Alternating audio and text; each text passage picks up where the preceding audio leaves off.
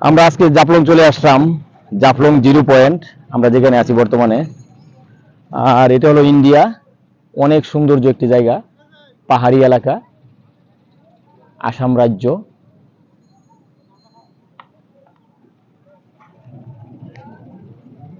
আর এটা হলো বাংলাদেশ।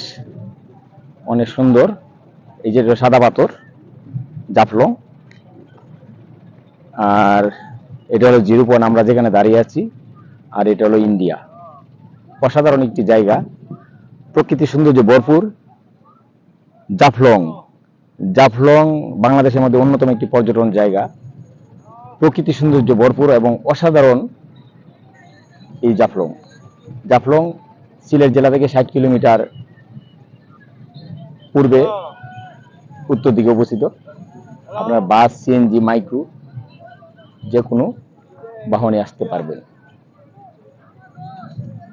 অসাধারণ একটি জায়গা।